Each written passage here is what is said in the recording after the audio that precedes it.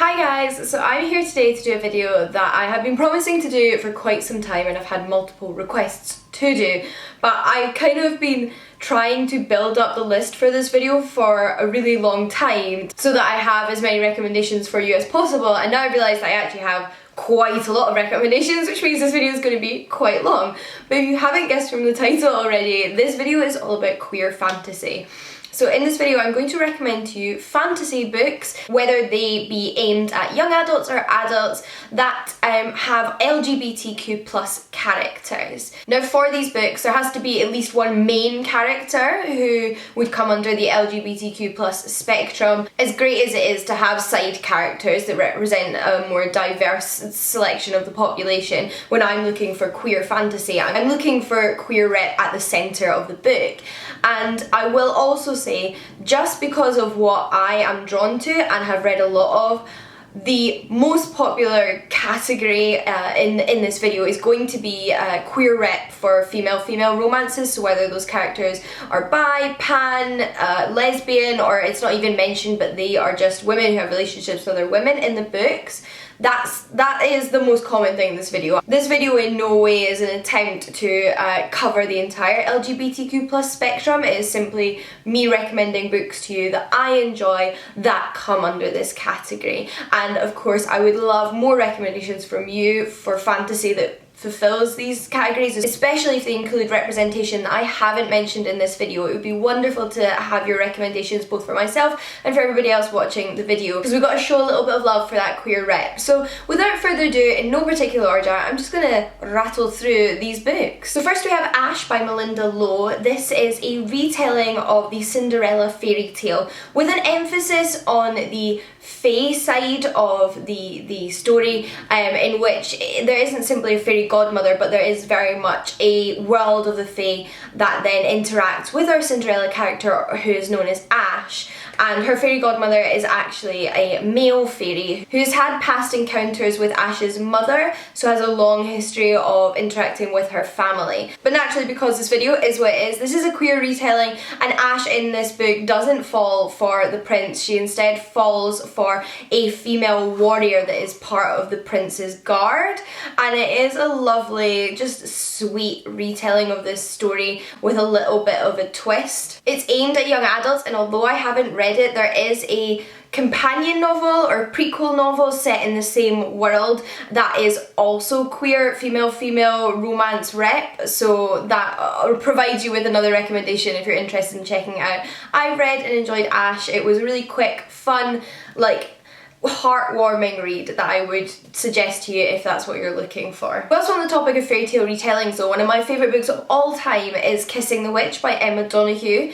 Kissing the Witch is a collection of short stories retelling fairy tales all the way from Snow White to Cinderella, but in these fairy tales the women either save themselves or save each other. The stories are turned on their heads so that there is less female hatred and more often than not representation for female-female love that goes beyond platonic friendship but into the romantic side of love.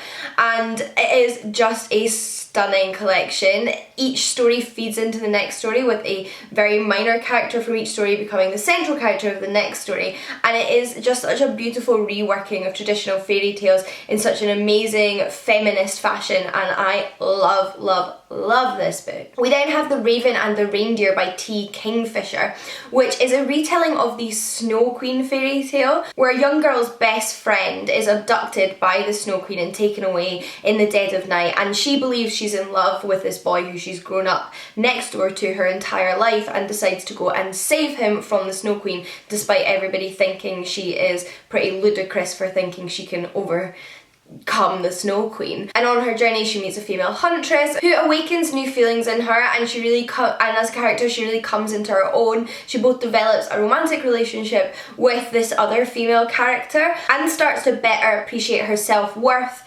and what this relationship with the young boy she lived next to her entire life actually means to her, and perhaps how she prioritised him over herself on a regular basis.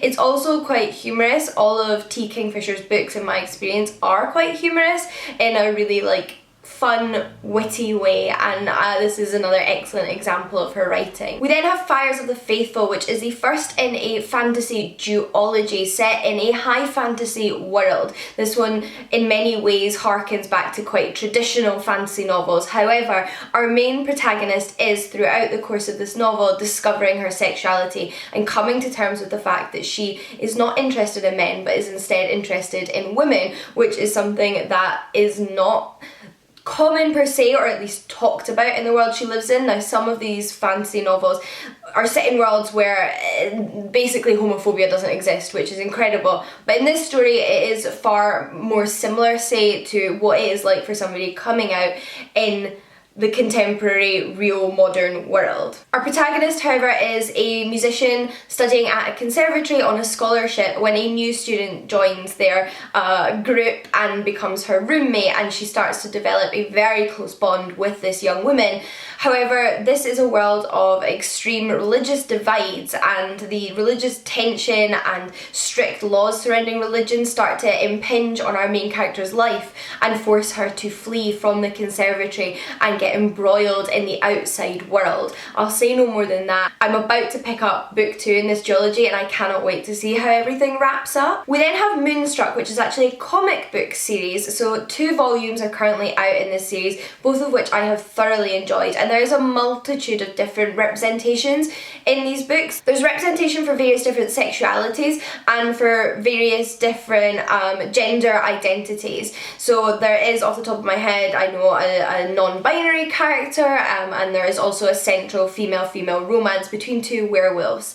Now, in many ways, the world that this book is set in is very similar to a kind of cutesy, perhaps slightly sanitized version of modern day life for people in their late teens, early 20s, at college, going to coffee shops and writing novels in Starbucks. But in a world where there are also magical creatures as common as there is humans. Like I said, our 2 women in a relationship are werewolves, and they've just recently started dating, and their relationship is so adorable and so respectful. There's also loads of representation for different ethnicities in this comic book series, and one of our werewolves' best friends is a centaur, who is the non-binary character that I mentioned earlier, and they are sort of also kindling up a relationship with a male minotaur magical creature. Like I said, loads of different magical creatures represented in this book, which is incredibly adorable with gorgeous artwork and just cute. Like, I cannot describe it as anything other than cute, but in the best possible way. We then have the Terracotta Bride, which is a standalone novella, or potentially even short story, because it is quite short, by Zen Cho. This one is inspired by Chinese mythology and legends surrounding what happens to people after they die and the afterlife in Chinese culture, and it is about a girl who died and then was given as a sort of young bride to a man in the afterlife. He is already married to another woman, so she is his second wife, but at the beginning of the story he gets a third wife that isn't actually a deceased human, but instead a terracotta bride, so a woman made out of terracotta that was then burnt and sacrificed him in the afterlife. But it's about the relationship between the 3 women as opposed to the relationship between this man and his wives, and particularly our main character, the young girl, kind of learning about herself and actually sort of finding herself even after death. It's such a beautiful little novella. Absolutely adored it, really beautifully written. We then have the Gilda stories by Joe Gomez, which is initially set in the 1800s during slavery era America, and we follow a young black girl who has been taken in by a brothel owner called Gilda. But what makes Gilda different in this world is that Gilda is actually a vampire. So this book is full of woman on woman, lesbian love, vampires, and history. Like, it's a real odd yet incredible combination of genres that I've not seen anywhere else, and I think Gilda's unique position is able to provide a really interesting insight into this period and the characters that Joe Gomez creates in this story. To return to another graphic novel though, I have to mention 100 Nights of Hero by Isabel Greenberg. This is one of my favourite graphic novels of all time. It is absolutely stunning, both in content, words wise, and in art. love it. It is inspired by 1001 Arabian Nights, and it is about a woman who is married to a man that makes a bet with one of his friends that his friend cannot seduce his wife. Immediate, like, disgusting sexism from the offset, but is constantly challenged, and she manages to forestall him, essentially forcing herself upon him by sharing stories with him through her maid every night, who she secretly has a relationship with. So again, a relationship between two women at the centre of this book, and they share stories every night distracting him, and it is just beautiful. Not only is it inspired by a fairy tale, but Isabel Greenberg just manages to make you feel like you're in a fairy tale, in a new fairy tale, in a fairy tale making really poignant, important points for a modern audience. Really feminist, again, great queer rep, and I just love, love, love this graphic novel. One that falls a little bit more on the magic realism, surreal, slightly horror side of fantasy is White is for Witching by Helen Oyeyemi. Another one with a queer female-female relationship rep, and I love this book because it is a combination of so many interesting things. It is like a literary horror novel, basically about this girl who is in a long line of women who are maybe witches, maybe not. All of the sort of magical elements of this book always feel like they could or could not be real, and the only thing that really instills in you that something is going on is the fact that this book is partially narrated by a house. So this house is the same house that the women in her family have always lived in, and it feels a very strong bond to the women in this family and the witches in this family, and really does not want them to leave. It gets inside the main character's head, who is also dealing with her own sort of like mental health struggles. She has that condition where you eat things that aren't actually food or sustenance, but you crave them, and she's dealing with that, as well as starting a relationship with a girl that she's met at university. She lives with her father and her brother, and it's about all of their lives intertwining and being affected by this like creepy house presence. It's kind of difficult to explain, but it is so clever, and I cannot recommend it more highly. Next up is Black God's Drums, which is a novella. The representation within the book is actually, again, female romance. It's not at the centre of the book, but one of the main characters that becomes a main character is queer and had a relationship with the central character's mother, and that's like a big part of the plot, and her queerness is a big part of the story, so I still feel like it works within the terms that I set myself for this video. It's a mixture of science fiction and fantasy, because in this world there is spaceships, there's other planets, people are traveling amongst the stars, but at the same time our protagonist is possessed by a god, and ever since she was born has had a god living inside her, whispering to her, imparting power on her, and in that way it's a mixture of those science fiction and fantasy genres in a really interesting and unique way. We then have Robin Hobb's Rainwild Chronicles. Now, I know there is a ton of queer male relationship rep in Robin Hobb's books, but I haven't read all of her series, so I haven't, say, read her Fits in the Fool series. But even within the Rainwild Chronicles, which is the one series I have read and begins with the Dragon Keeper, there is representation of gay male characters, and I love these books. There are multiple point of views, so there are various heterosexual characters as well, but equally among those perspectives you will find, like I mentioned, gay male representation. The stories themselves, however, are focused on a group of new dragon keepers who are sent to take the new generation of dragons away from the Rainwilds, because they have been born kind of sickly and seemingly already dying, and nothing like the great and mighty dragons of old. So they want rid of them, and then they decide to send some people that they basically also want rid of because they don't quite fit into society to travel with those dragons. We then also follow the crew on the live ships that travel along with them down the river, as well as a lady scientist and her companion, and there is just such a wonderful, unique cast of characters in this series. You don't have to have read any of Robin Hobb's other series, although they're set in the same world. This is still a standalone series, and it's a series I adore. Obviously, I can't tell you how it would affect your reading of the other series by her because I haven't read them, but because I love dragons, this is where I started and I don't regret it one instance. We then have the Queen of EF Laria, which is the first in what is currently a trilogy, but there is a fourth book coming out that I cannot wait for because I love these novellas.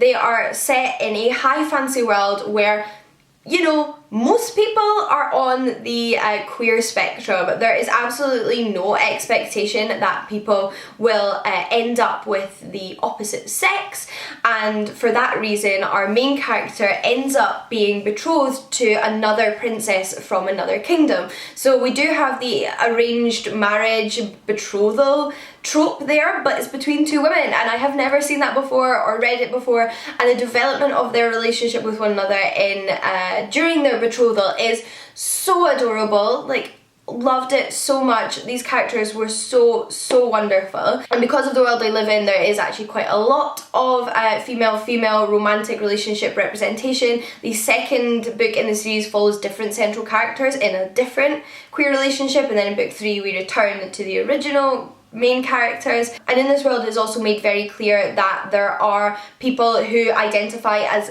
neither male or female. They are known as neutroi in this book. So there is representation for non-binary characters, and they appear to be quite a large section of the population, but they have yet to be a main character in any of the books, so I don't want you to get your hopes up if that's what you're looking for, but you know, it's just set in this like very queer positive world that I love. And not to mention the fact that there are dragons. One that I'm sure you've all probably been expecting to come up in this video is the first in a young adult high fantasy series called Girls of Paper and Fire by Natasha Nangan. The second book in this series is coming out really soon, and I'm so excited because book 1 was again just phenomenal representation for the development of a romantic relationship between two female characters. The romance was my favourite part about this book. I mean, I enjoyed the fantasy elements and they made it all the better for it being set in a fantasy world, but what really made this book a striking read for me was how honest and beautiful the relationship between these women were. Now in this book we follow young women who have been chosen as the concubines for the prince of this world for that year. Every year he chooses like a new group of concubines from among the paper caste, because there are 3 different castes of people in this magical world, and the paper caste is the lowest caste. These girls have no choice as to whether they're chosen or not, and because of that this book is very much also an exploration of sexual abuse and rape. Just so you're prepared for that going in is something I like to know going into a book if that is going to be a part of the plot. So this is definitely a book which handles that quite straight on. It is there. It is a constantly present element of the plot, but I thought it was explored really sensitively at the same time. And like I mentioned, the relationship that develops between 2 of these women that are supposed to be the prince's concubines amidst the horrors of what they're living in is just beautiful. We then have Outrun the Wind, which is a retelling of the Greek myths of Atalanta, who is one of the only like traditional heroes in Greek mythology who is also women. Although she's not an Amazon, she definitely reflects a lot of the same kind of imagery as you see in Amazonian warriors in ancient Greek mythology. She is the fastest runner in ancient Greece. She's incredible with a bow and arrow. She doesn't want to get married to a man, and the author of this book has taken advantage of all those elements of that story and turned it into a female-female romance between Atalanta and a fictional character of her own creation that is one of the huntresses of the goddess Artemis, and it's about the trials and tribulations of their growing feelings towards one another amidst this very patriarchal society